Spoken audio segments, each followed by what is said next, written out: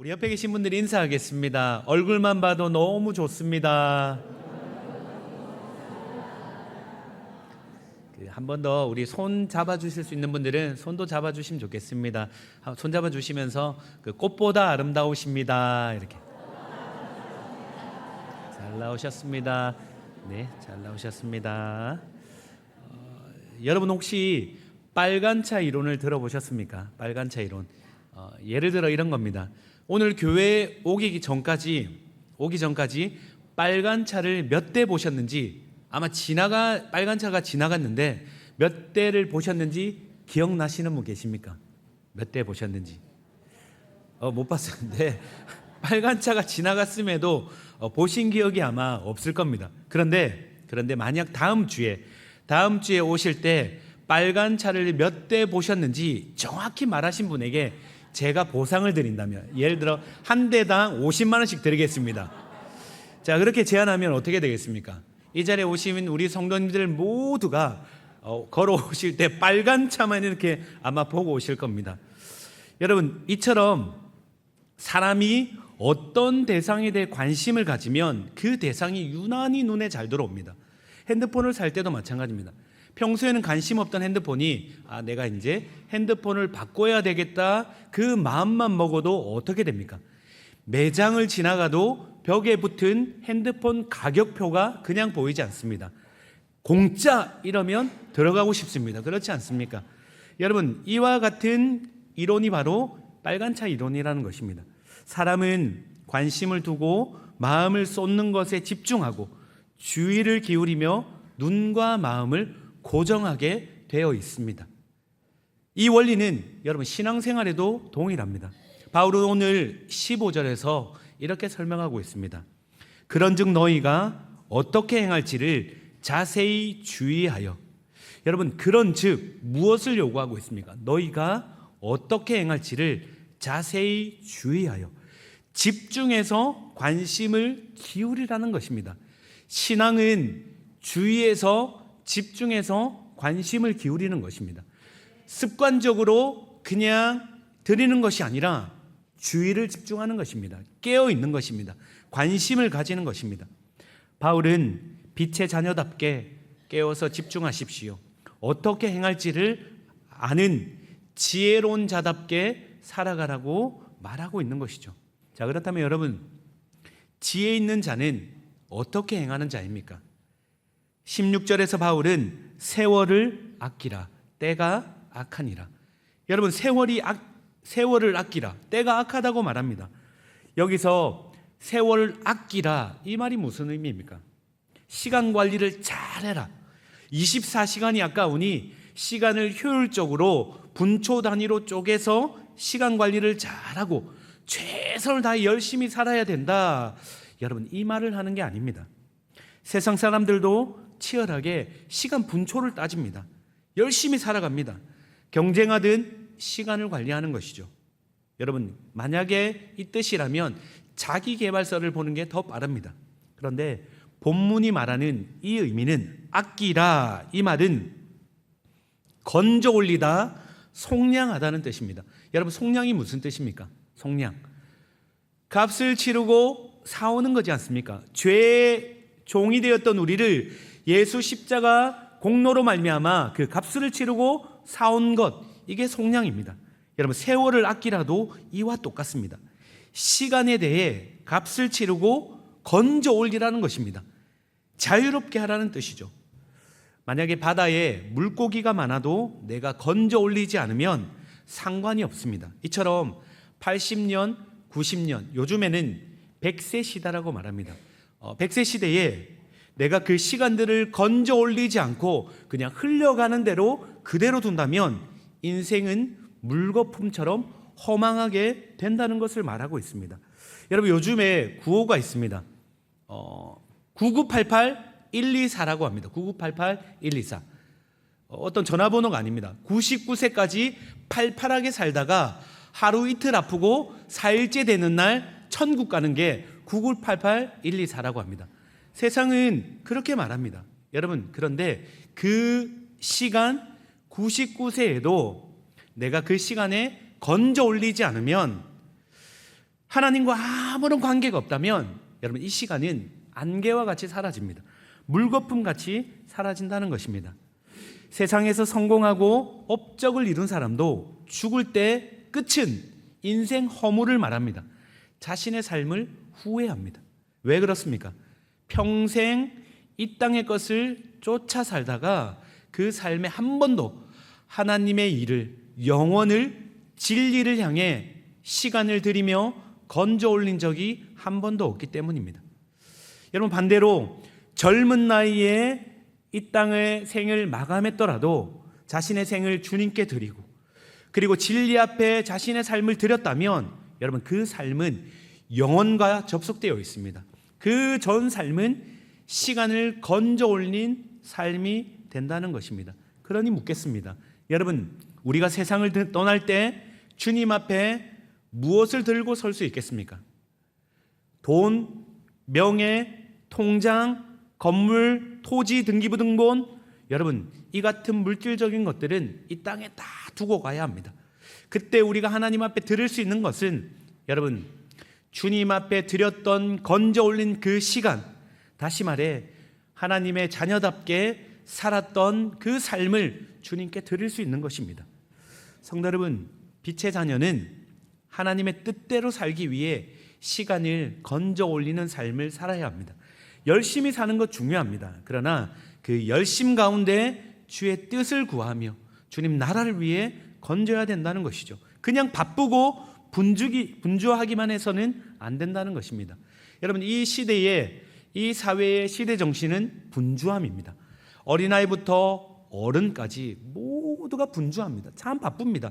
바쁘게 만듭니다. 시간이 50대는 50km, 60대는 60km 이렇게 간다고 말합니다.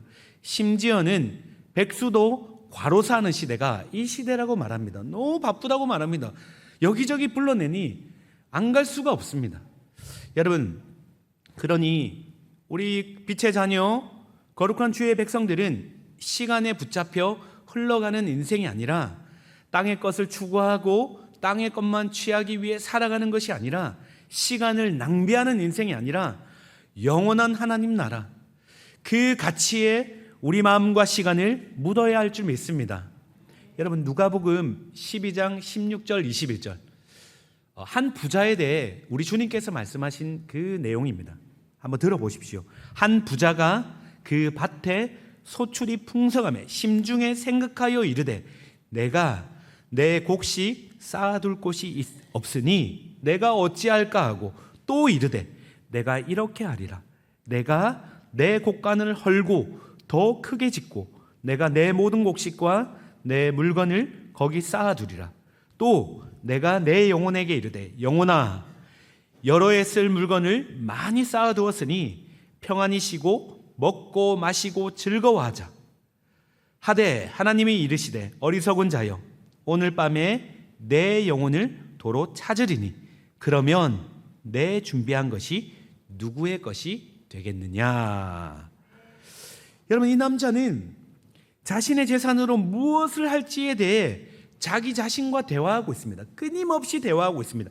내가 내 곡식, 내 집, 내 재산, 내 물건 끊임없이 어떻게 하면 확장시키고 어떻게 하면 잘 먹고 잘 사는지 끊임없이 나라는 그 자기 자신에 대하여서 9번 이상 언급하며 집중하고 있는 것이죠. 여러분, 이 말이 무슨 뜻입니까? 일시적인 것, 이 땅의 쾌락적인 것, 안락만 생각한다는 것입니다. 여러분, 영혼에 대해서 관심이 전혀 없습니다. 1분 1초도 준비하지 않습니다. 그러니 성경이 말하는 이 사람의 특징이 무엇입니까? 어리석은 자라는 것입니다. 그래서 바울은 지혜 없는 자, 어리석은 자 되지 말라는 것입니다. 17절에 그러므로 어리석은 자 되지 말고 오직 주의 뜻이 무엇인가 이해하라. 주의 뜻이 무엇인지 집중하고 주목하고 관심을 가지고 그렇게 생각하라는 것입니다. 여러분, 세월을 아끼는 것은 단순히 시간 아끼는 거 아닙니다. 하나님의 뜻 이루는데 우리의 전 삶을 드리는 것이죠. 여러분, 그의 나라와 그의 의를 구하라고 말씀하십니다. 우리는 말씀을 통해 주의 뜻을 날마다 분별하셔야 됩니다. 세상에 끊임없이 소음이 우리 안에 들려옵니다. 이렇게 해야 된다, 저렇게 해야 된다. 세상 뉴스가 끊임없이 밀고 들어옵니다. 저녁에 누웠다가 아침에 눈을 뜬 순간부터, 핸드폰을 드는 순간부터 끊임없이 세상 뉴스가 들어온다는 것이죠. 여러분, 하루의 첫 시작을 먼저 주님 앞에 잠잠히 묵고 구하는 시간을 가져보시길 바랍니다. 핸드폰을 통해 수많은 소식 들리기 전에 먼저 주님의 말씀을 펼치고 잠잠히 주님의 음성에 한번 귀를 기울여 보십시오. 주님과의 관계가 깊어지는 가운데, 깊어지면 깊어질수록 주님께서 당신의 뜻을 우리에게 비춰주십니다. 말씀을 열어 묵상하는 가운데 주님이 당신의 음성을 비춰주신다는 것이죠. 그 자리에 성령님께서 우리의 마음과 생각을 인도하시며 알려주십니다. 그러니 여러분, 아침의 첫 시작을 세상의 소음에 귀를 기울이지 마십시오. 주님 말씀 붙잡으시길 바랍니다. 그럼에도 불구하고 여러분, 분명 우리 안에 연약함이 있습니다. 왜 연약함이 없겠습니까? 육신의 약함, 또 연약함들. 주의 뜻 구하고 싶지만 자꾸 세상의 소리에 관심이 갑니다. 오늘 어떤 소식이 있을지, 어제 어떤 일이 벌어졌는지 끊임없이 소식이 궁금해집니다. 그래서 바울은 그 마음 빼앗기지 말라고, 이것 받으라고, 이것 붙잡아야 된다고 18절에 이렇게 강조합니다. 18절 우리 같이 한 목소리로 읽겠습니다. 술 취하지 말라.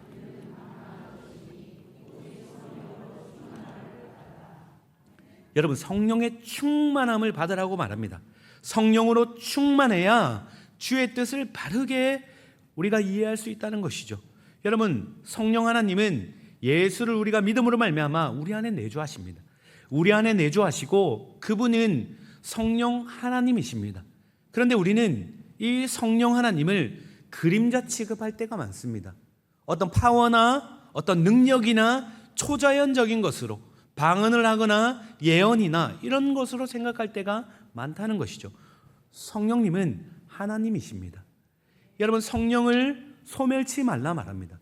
여러분, 성령님을 그림자 취급하지 말라 말합니다. 우리가 믿는 신앙은 삼위일체 하나님을 믿는 신앙의 고백입니다. 성령 하나님이 우리 안에 내주하심으로 말미암아 우리는 성령 충만은 성령님을 인정해 드리는 것입니다. 성령의 충만이 무엇입니까? 성령의 다스림을 받는 것입니다. 성령의 영향력 안에 우리가 붙잡힌 바 되는 것이죠. 바울은 지금 성령 충만을 술 취함과 비교하고 있습니다. 여러분, 술 취함의 특징이 있습니다. 술 마시면 어떻게 됩니까? 술 마시면, 마신 분이 안 계시기 때문에 죄송합니다. 이거는 우리가 마셨다 가정하고, 자, 제가 술을 마셨습니다. 그러면 어떻습니까? 처음에는 한 잔을 제가 마십니다. 제가 마시는 것 같습니다. 그런데 한 잔이 두 잔을 부릅니다. 두 잔이 세 잔이 되고 그러더니 어느 순간 제가 술을 마시는 것이 아니라 술이 저를 붙잡기 시작합니다. 술 취함은 이성을 마비시킵니다. 술 취함은 사람을 붙잡습니다. 실수하게 만듭니다. 조용하던 사람이 굉장히 과격해지게 됩니다. 이성을 잃는 것이죠. 여러분, 때로는 집인 줄 알고 누웠더니 일어나 보니 길바닥입니다. 그렇게 만든다는 것이죠. 술 취함은 방향 감각을 상실하게 만듭니다. 어디로 가는지를 모르게 만든다는 것이죠. 여러분, 이것이 술의 영향력입니다. 성경은 정확하게 이야기합니다. 술 취하지 말라, 방탕함이니 낭비라고 말합니다. 여러분, 세월을 허비하고 흘려보내는 것이죠. 성경은 성령 충만해야 된다 말합니다. 성령 충만은 술 취함과 비슷하다는 것이죠. 무엇입니까? 지배를 받는다는 것입니다. 인격과 지성, 우리의 의지에 영향력을 나타냅니다. 성령 충만은 질적 내용면에서 술 취함과 다릅니다. 차원이 다른 삶을 살게 만듭니다. 술 취한 사람들은 육신이 병듭니다. 영혼이 시들해집니다. 그러나 성령 충만은 시든 영혼을 살려냅니다. 삶의 열매를 맺게 내는 것이죠. 주님의 뜻을 분별하게 만듭니다. 그래서 바울은 여러분, 술 취하지 마십시오. 성령의 충만을 받으십시오. 이렇게 선포한 것이죠. 자, 그렇다면 여러분, 성령 충만이 무엇이길래, 성령 충만의 특징이 무엇이길래 바울이 성령 충만 받으라고 말합니까? 세 가지로 말씀드리도록 하겠습니다. 19절부터 21절까지 세 가지가 나와 있습니다. 첫째는 예배가 회복됩니다. 성령 충만. 우리 19절, 시와 찬송과 신령한 노래들로 서로 화답하며 너희의 마음으로 주께 노래하며 찬송하며. 여러분, 성령 충만의 특징은 시와 찬송과 신령한 노래로 주님을 찬양한다고 말합니다. 예배와 관련된 것입니다. 성령 충만하면 모든 삶이 예배로 바뀝니다. 여러분, 입술의 고백이 달라집니다. 성령 충만, 내가 성령의 지배 아래, 성령의 붙들림 바 되지 않고 있구나. 제일 첫 번째가 예배가 흐트러집니다. 예배가 습관화되기 시작합니다. 점점 나는 익숙함으로 예배를 드립니다. 찬양 한 곡 불러도 기계적이 됩니다. 여러분, 시와 찬송과 신령한 노래들로 서로 화답하며, 오늘 우리 성가대 찬양팀이 찬양을 올려드렸습니다. 우리 회중이 화답하고 있습니다. 성령 충만함으로 서로가 서로에게 찬양을 올려드리며 화답하며 주님께 올리고 있는 것이죠. 여러분, 이게 무엇입니까? 여러분, 성령 충만의 특징은 예배를 통해 드러나게 되는 것입니다. 여러분, 한번 점검해 보십시오. 여러분의 입술 가운데 찬양이 나오십니까? 찬양이 흘러나오고 계십니까? 아니면 불평과 원망이, 한숨이 계속 흘러나오고 계십니까? 딱 리트머스 시험지입니다. 성령 충만은 여러분, 우리의 환경과 상황을 뛰어넘습니다. 여러분, 내 영혼이 찬양으로 가득 차는 것은 환경이 변해서가 아닙니다. 여전히 내 환경은 어렵지만, 내 상황은 힘들지만 성령으로 채워지니 세상과 나는 갈 곳이 없어집니다. 오직 구속한 주로 내 심령을 가득 채우게 된다는 것입니다. 그러니 감격 감사로 찬양이 나옵니다. 그러나 여러분, 예배가 형식적이 되고 습관이 되고 염려로 마음이 눌릴 때, 상황의 변화를 구하기 전에 가장 먼저 성령 충만을 구하시기 바랍니다. 성령 하나님, 내 안에 성령 충만으로 부어주십시오. 성령으로 가득 채워주십시오. 당신의 손에 붙잡힌 받기를 원합니다. 그렇게 사모함으로 나가시길 바랍니다. 그 가운데 예배가 회복되고 주께 찬송하는 은혜가 넘쳐날 줄 믿습니다. 자, 성령 충만 두 번째 특징은 감사입니다. 감사.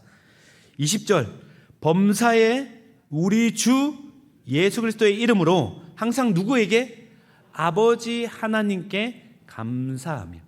여러분, 범사가 중요합니다. 범사. 그리고 누구에게 감사하라는 것입니까? 아버지 하나님께 감사하라는 것입니다. 여러분, 성령 충만은 보이지 않는 것을 보게 만듭니다.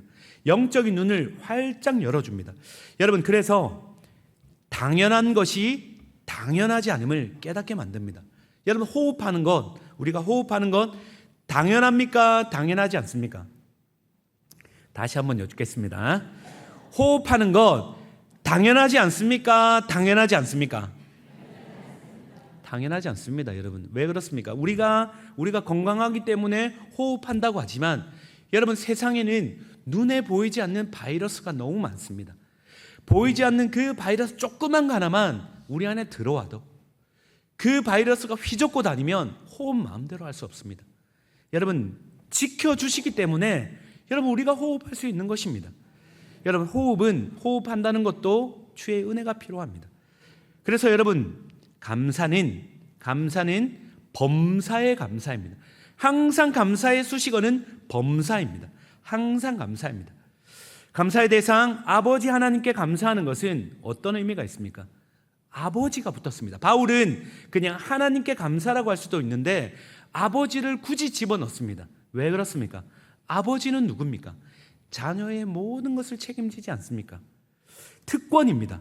여러분, 아버지 하나님께서 내가 책임질게, 너 인생 내가 책임질게, 너는 감사만 하라는 것입니다. 감사만 하라는 것입니다. 빌립보서 4장 19절 한번 보십시오. 나의 하나님, 누군가의 하나님이 아니라 나의 하나님 아버지께서 그리스도 예수 안에 있는 자들에게 무엇을요? 그 풍성한 대로 너희 모든 쓸 것을 채우시리라.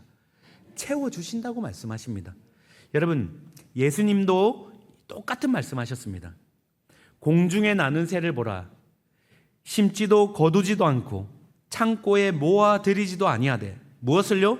너희 하늘 아버지께서 기르시나니 너희는 이것들보다 귀하지 아니하냐. 공중에 나는 새를 한번 보십시오. 가만히 새를 한번 묵상해 보십시오. 저 새는 무엇을 먹고 어떻게 살아갈까?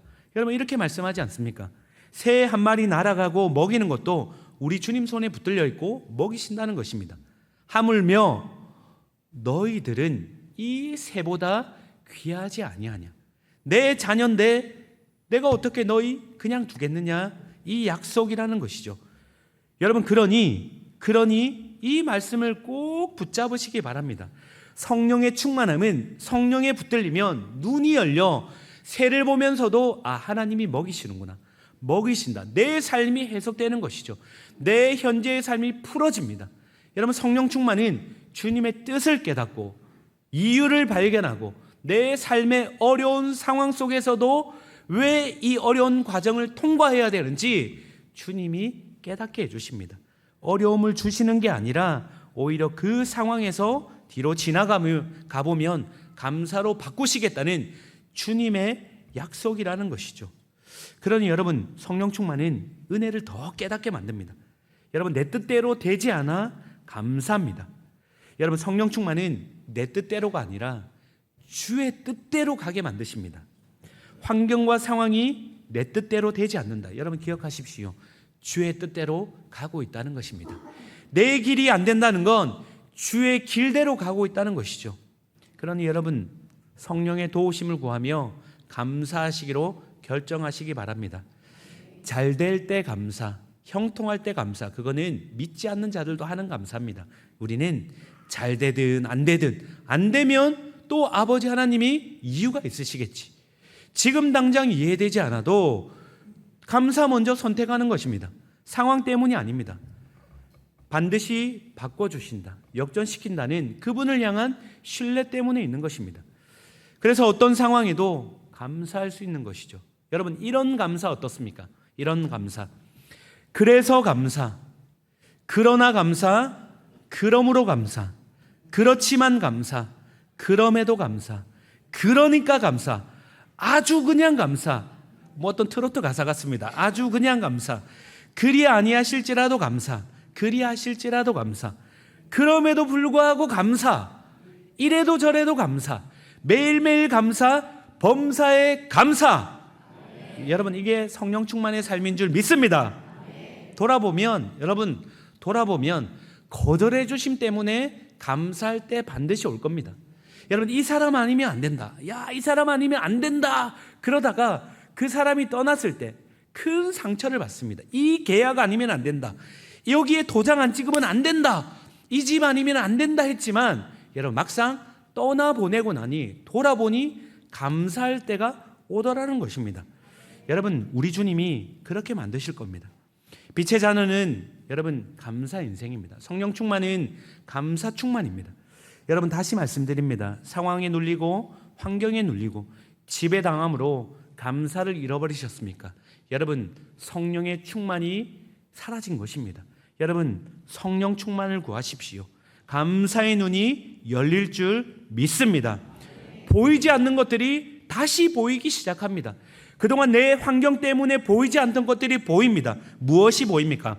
예수 그리스도로 말미암아 영원한 생명 주심에 감사, 나 같은 죄인을 의인 삼아 주심에 감사, 하나님의 자녀 삼아 주심에 감사. 여러분 성령께서 깨닫게 해주신다는 것입니다. 이것이 성령 충만의 두 번째 특징입니다. 여러분 이어서 세 번째 특징은 21절에 있습니다. 마지막 21절 우리 같이 한 목소리로 읽겠습니다. 그리스도를 경외함으로 피차 복종하라. 성령 충만의 특징을 여러분 공동체 안에서 확인할 수 있습니다. 어떻게요? 서로 간에 복종하라는 것입니다. 세상의 복종은 자기 힘이 있는 자가 약한 자를 복종시킵니다. 굴복하게 만듭니다. 그러나 바울이 말한 복종은 세상의 복종과 다릅니다. 여기서 말하는 복종은 그 앞에 보시면 그리스도를 경외함으로 말미암아 피차 복종하라는 겁니다. 여러분, 주님 사랑하는 마음 때문에, 주님을 경외하는 마음 때문에 서로를 사랑하며 복종하며 섬길 수 있는 것입니다. 여러분, 자기 권리를 내려놓을 수 있는 것이죠. 여러분, 나와 다른 공동체 안에 지체는 누굽니까? 공동체 안에 지체, 옆에 있는 지체는 누굽니까? 하나님의 형상을 입은 자녀입니다. 예수 그리스도 당신께서 핏값으로 살려낸 자가 바로 내 옆에 앉아있는 지체입니다. 그러니 그리스도를 경외하는 마음으로 여러분, 옆에 있는 지체에게 복종하라는 것입니다. 바울은 빌립보서에서도 같은 말씀을 전합니다. 오직 겸손한 마음으로, 교만한 마음, 높아지는 마음, 대단한 마음으로 옆을 지체를 바라보는 것이 아니라 내가 어떤 직분을 갖고 있기 때문에 그 지체를 향해 그렇게 바라보는 것이 아니라 주님을 경외하는 마음으로 하나님의 존귀한 자녀로 서로 순종하며 복종하며 그렇게 사랑하라는 것입니다. 낮게 여기라는 것입니다. 여러분, 주님의 십자가 앞에 내가 설 때 내가 누구인지 압니다. 내가 누구입니까? 십자가 앞에 서면 내 영혼의 상태가 적나라하게 비춰집니다. 여러분, 그런데 어떻게 우리가 지체를 향해 존귀한 주의 자녀에게 함부로 무례하게 대할 수 있습니까? 그럴 수 없습니다. 겸손함으로 여겨주십시오. 여러분, 나태주 시인의 풀꽃이란 시가 있습니다. 뽑으려 하니 모두 잡초였지만 품으려 하니 모두 꽃이었다. 여러분, 품으려 하니 꽃이 됩니다. 관계가 이렇습니다. 자르고 끊어내고 판단하려고 보면 뽑아낼 잡초 같아 보입니다. 끊어낼 잡초 같아 보입니다. 그런데 주님을 사랑하는 마음으로, 주님의 마음으로 품으려고 보니 어떻게 보입니까? 모두가 아름다운 꽃이라는 것입니다. 그렇구나. 주님이 생명 다해 살려낸 존귀한 존재구나. 아름다운 주의 자녀구나. 그러니 여러분, 우리 옆에 있는 지체들 그렇게 사랑해주며 존귀 여겨주며 조금 실수하더라도 어떤 말이 있더라도 조금 우리가 순종함으로 나아가십시다. 조금 살펴주십시다. 여러분, 그런 의미에서 말씀을 받으면 여러분, 주님 안에서 순종하는 가운데 반드시 능력이 나타납니다. 말씀을 듣고 예배당을 나갈 때 그 모든 말씀들을 이 예배당에 다 두고 가시면 아무런 일도 일어나지 않습니다. 삶 속에 반드시 붙들고 그 말씀 붙잡고 순종으로 살아낼 때 그 안에 성령님이 역사하십니다. 제가 이렇게 길게 말하는 이유가 있습니다. 옆자리에 계신 분에게 이렇게 한번 우리 순종하며 나가십시다. 사랑으로 제가 당신을 품겠습니다. 우리 한번 옆에 계신 분에게 이야기해 주십시다.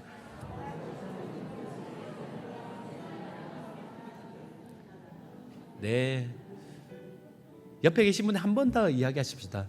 당신은 아름다운 꽃이십니다. 여러분, 실제로 그렇습니다. 실제로 여러분은 하나님의 형상으로 지음받았습니다.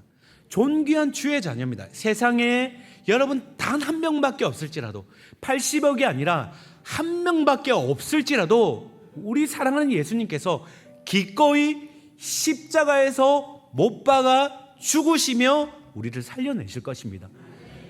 그만큼 존귀한 주의 자녀라는 것입니다. 주님의 사랑받는 자녀입니다.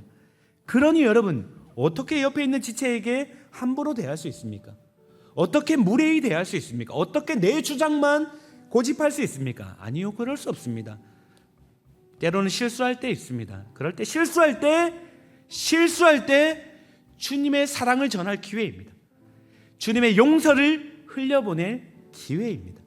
여러분, 손잡아 주시고 괜찮다 말해 주시고 당신은 그래도 존귀한 주의 자녀라고 말씀해 주십시오.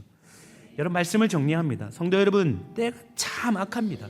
바울이 때가 악하다고 말합니다. 여러분, 2000년이 지난 오늘 어떻습니까? 더 악하고 악한 때입니다. 끊임없이 믿는 성도들조차 시간을 흘려보내게 만듭니다. 낭비하게 만듭니다. 세월을 그냥 흘려보내게 만듭니다. 여러분, 우리는 세월을 건져 올려야 됩니다. 여러분의 일 가운데서도 주님의 뜻이 무엇일까? 여러분, 묻고 구하셔야 됩니다. 그 일터 가운데서 주님, 당신의 이곳 가운데의 뜻을 알려주십시오. 묻고 기도하고 시간을 건져 올리며 끊임없이 주님 앞에 나가셔야 합니다. 여러분, 특별히 성령 충만을 위해 기도하시길 바랍니다. 성령 충만함으로 말미암아 술 취하지 말라, 낭비하는 것들에 붙잡힌 인생이 아니라 성령에 사로잡힌 인생 되시기를 주님의 이름으로 축원합니다. 성령님, 내 눈을 열어주십시오. 닫혀있는 눈을 열어주시고 성령님, 보이지 않는 것들을 보게 해주십시오. 날마다 일상이 감사가 되게 도와주십시오. 일이 잘 되든 되지 않든 상관없이 성령의 충만함 때문에 감사가 넘쳐나게 도와주십시오. 예배를 예배답게 드릴 수 있도록 도와주십시오.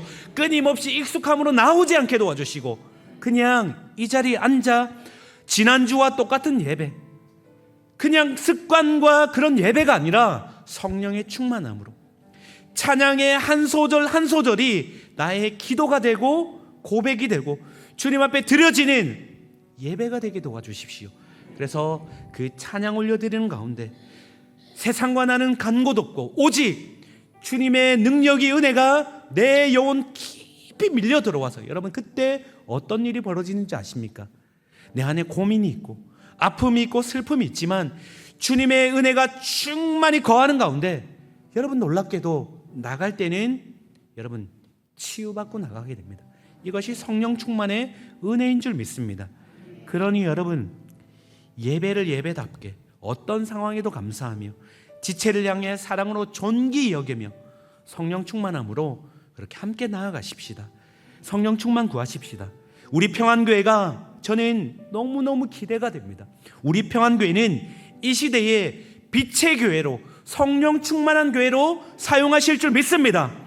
우리 평안 성도님들을 빛의 자녀로, 성령의 임재가 가득한 빛의 자녀로 세상에 파송해서 세상의 빛으로 그렇게 사용하실 줄 믿습니다. 여러분, 이번 한 주도 성령 충만에 힘입어 주님을 기뻐하시는 뜻을 따라 우리 그렇게 살아가는 저와 여러분 되시기를 주님의 이름으로 축원합니다. 이제는 우리 주 예수 그리스도의 은혜와 하나님 아버지의 무한하신 사랑과 성령의 교통교제 충만하심이 일상의 삶 가운데 세월을 건져내며 빛의 자녀답게 성령의 충만함으로 그렇게 믿음의 길 걸어가길 소원하는 이 자리에 있는 모든 이들의 머리 위에 이제로부터 영원토록 함께 있을지어다.